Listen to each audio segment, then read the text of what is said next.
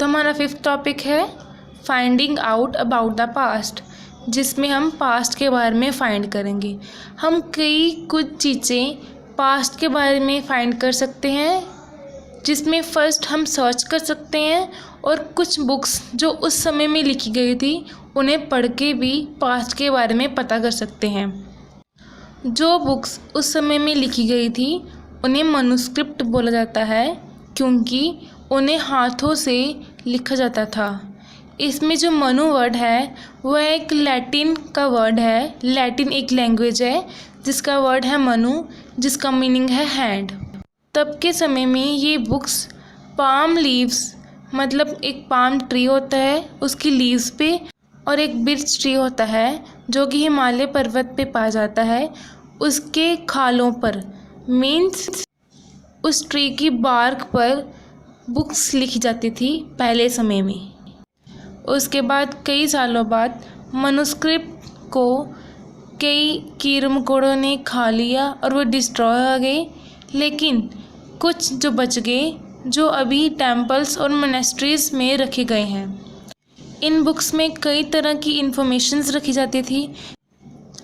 कुछ धार्मिक बातें, राजा तब कैसे रहते थे उसके बारे में, और मेडिसिन और साइंस के बारे में भी लिखा जाता था इस बुक्स में। उसके बाद कई पोएम्स, कई स्टोरीज़, कई खेल वगैरह भी इस बुक्स में लिखे जाते थे। तब के समय में ये बुक्स संस्कृत और प्राकृत वो लैंग्वेज है जो कि साधारण लोगों के लिए यूज़ की जाती थी, और तमिल भाषा में ये सभी बुक्स लिखी गई। उसके बाद आता है इंस्क्रिप्शन।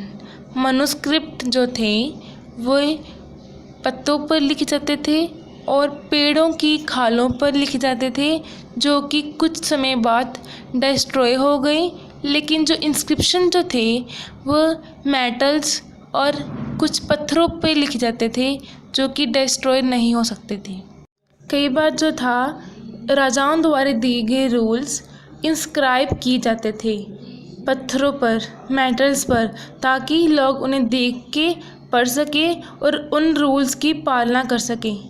उस समय कई तरह के इंस्क्रिप्शन थे कि तब के समय में आदमी और औरतें क्या करती थी, जिनमें राजा रानियां भी आती थी कि वे कौन सा काम करते थे। इन सब के बारे में भी इंस्क्रिप्शन पर लिखा जाता था।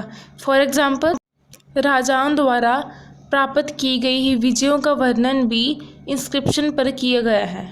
उसके बाद कई चीज़ें पास्ट में बनाई गई और उनका यूज़ भी किया गया। जो लोग इनकी स्टडी करते हैं उन्हें आर्कियोलॉजिस्ट बोला जाता है। आर्कियोलॉजिस्ट वो होते हैं जो बची हुई बिल्डिंग्स जो कि पत्थरों से, ईंटों से बनी थी, पेंटिंग्स आदि की स्टडी करते हैं। कुछ ऐसी चीज़ें जो कई बार ज़मीन के अंदर भी मिलती हैं और ज़मीन के ऊपर भी मिलती हैं, जैसे हथियार, कई पॉट्स, पैन्स, ऑर्नामेंट्स, गहने, कॉइन्स आदि की स्टडी भी करते हैं। और कई ऐसी चीज़ें जो अब तक बची हों, जो हार्ड हों, जैसे इंस्क्रिप्शंस, जो इनकी स्टडी करते हैं उन्हें आर्कियोलॉजिस्ट बोला जाता है।